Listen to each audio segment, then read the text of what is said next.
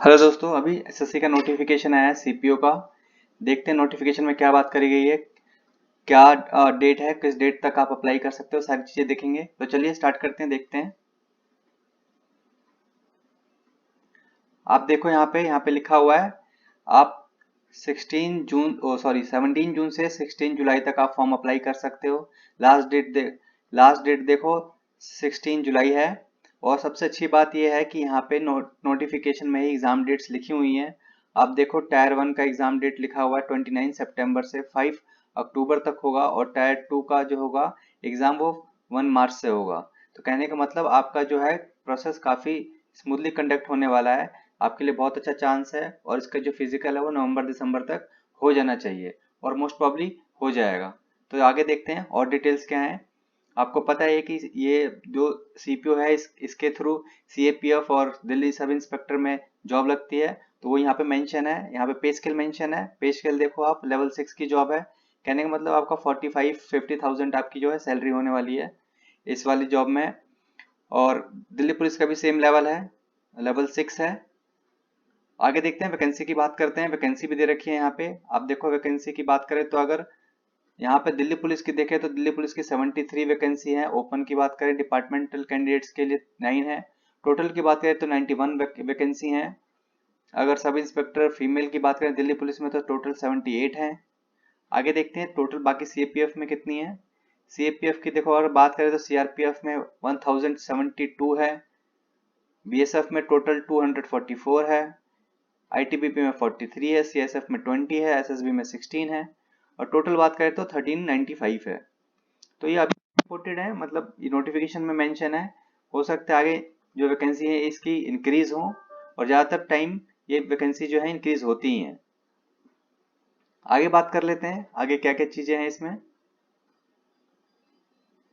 ये बात करते हैं सिटीजनशिप के बारे में बता रखा है, ये एज लिमिट के बारे में बता रखा है। तो अगर आप एज लिमिट की बात करो तो देखो आप, ये एज ऑन कैलकुलेट कब तक किया गया है, 1/1।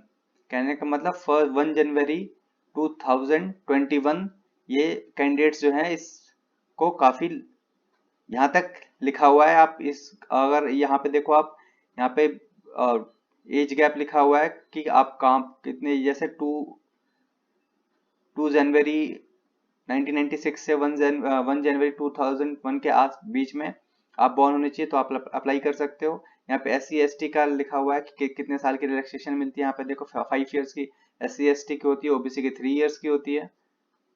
तो यहाँ पे ये सारी डिटेल्स आप देख सकते हो। यहाँ पे ये दिल्ली पुलिस डिपार्टमेंट, ये डिफरेंट डिफरेंट प्रोविजंस हैं कि widows, divorce women, women judicially separated from their husband and who are remarried, तो उनके लिए अप टू ये एजेस हैं, जो एज रिलैक्सेशन है जो उनको दी गई हैं। आगे देखते हैं, आगे बात करते हैं और क्या क्या चीजें हैं इसमें। आगे बात कर लेते हैं एग्जामिनेशन डेट की, हमने बात कर ली, दिल्ली पुलिस वैकेंसी की बात कर ली, एज लिमिट की बात कर ली। आगे देखते हैं कि आगे और क्या क्या फॉर्मेलिटीज हैं, आगे क्या क्या चीजें, आगे और क्या बात की गई है। एजुकेशनल क्वालिफिकेशन की बात करें तो एजुकेशनल क्वालिफिकेशन आप कोई भी बैचलर डिग्री हो आपकी, चाहे बीए हो, चाहे आप इंजीनियर हो, चाहे बीकॉम हो, चाहे बीएससी हो, आप इस पोस्ट के लिए अप्लाई कर सकते हो। राइट। तो ये आप कोई भी हो, किसी भी फील्ड में आपने ग्रेजुएशन कर रखी हो तो आप उसके लिए अप्लाई कर सकते हो। ठीक है। और दिल्ली पुलिस स्पेसिफिकली बात करें दिल्ली पुलिस की, तो दिल्ली पुलिस के लिए देखो आपको, आपके पास ड्राइविंग लाइसेंस होना चाहिए लाइट मोटर व्हीकल का, बाइक और कार का, तभी आप दिल्ली पुलिस के लिए एलिजिबल हो गए। अदरवाइज आपको, आपका जो कैंडिडेचर है वो सीएपीएफ के लिए ही कंसिडर किया जाएगा। राइट। आगे देखते हैं, सिलेबस की बात करते हैं एक बार। सिलेबस क्या है इसमें, ये रीजन्स हैं, यहाँ पे रीजन्स लिख रखे हैं, ये डिफरेंट डिफरेंट रीजन्स हैं। सिलेबस की बात करें तो अगर देखो यहाँ पे आपको पता है पेपर 1 पेपर 2 होता है, उसके बाद मेडिकल एग्जामिनेशन होता है, और पेपर 1 और पेपर 2 के बीच में फिजिकल स्टैंडर्ड टेस्ट और फिजिकल एंडोरेंस टेस्ट होता है। ये क्वालिफाइंग इन नेचर होता है, लेकिन ये बहुत इंपॉर्टेंट था, ऑब्वियसली क्वालिफाइंग इन नेचर है, बट अगर आप यहाँ फेल होते हो तो आप टायर 2 के लिए डिस्क्वालीफाई कर जाओगे। टायर 1 की बात करते हैं, इसमें पेपर 1 में क्या आता है, 50-50 क्वेश्चंस आते हैं, 4 सेक्शन होते हैं, general intelligence, reasoning, general knowledge, general awareness, quantitative aptitude, English comprehension. तो 50-50 क्वेश्चंस होते हैं, 1 मार्क ईच क्वेश्चन। 2 घंटे का टाइम होता है आपके पास, 200 मार्क्स का पेपर होता है। तो ये आपका सिलेबस है। उससे पहले अगर आप क्वालिफाई करते हो पेपर 1 तो आपको फिजिकल एंडोरेंस टेस्ट के लिए बुलाया जाता है। उसके बाद अगर फिर आप फिजिकल एंट्रेंस टेस्ट पास करते हो तो उसके बाद आपको पेपर 2 के लिए बुलाया जाता है। पेपर 2 में सिर्फ आपकी इंग्लिश पूछी जाएगी। इंग्लिश यहाँ पे लिखा हुआ देखो, इंग्लिश लैंग्वेज एंड कॉम्प्रिहेंशन। तो 200 मार्क्स का होता है, 200 क्वेश्चंस होते हैं, 2 घंटे मिलते हैं। तो ये आपका पूरा सिलेबस है। मल्टीपल चॉइस क्वेश्चंस होते हैं, यहाँ पे लिखा हुआ है देखो, multiple objective multiple choice question. 1/4 negative marking होती है हर ईच क्वेश्चन के लिए। आपका जो आंसर अगर रॉन्ग होता है तो आपके 0.25 जो है मार्क्स डिडक्ट होंगे। आगे बात करते हैं, ये देखो एनसीसी टाइप अगर आपके पास सर्टिफिकेट है तो आपको यहाँ पे बहुत फायदा होने वाला है। अगर एनसीसी टाइप सी सर्टिफिकेट है तो आपको 10 मार्क्स का मिलेंगे पेपर 1 और पेपर 2 में। बी सर्टिफिकेट तो 6 मार्क्स मिलेंगे आपको पेपर 1 पेपर 2 ईच में। ऐसे ही अगर ए सर्टिफिकेट है तो 4 मार्क्स मिलेंगे।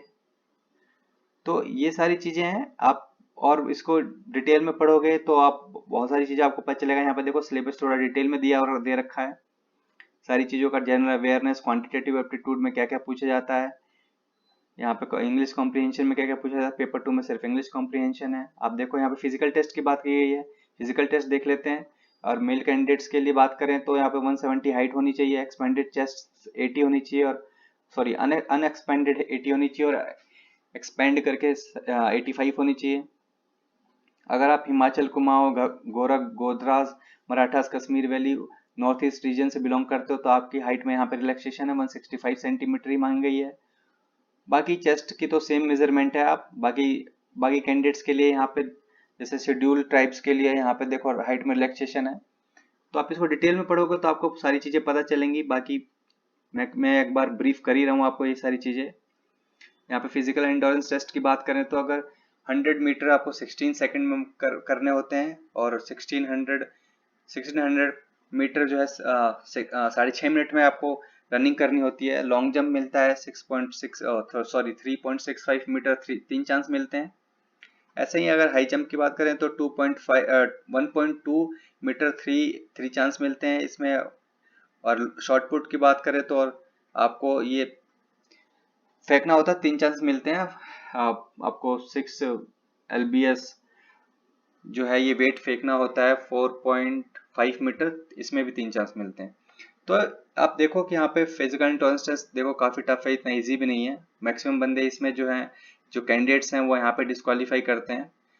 यहाँ पे गर्ल्स के लिए स्टैंडर्ड्स हैं, आप देखो गर्ल्स के लिए देखो 800 मीटर ही 4 मिनट के लिए है, फिर 100 मीटर जो है 18 सेकंड में है।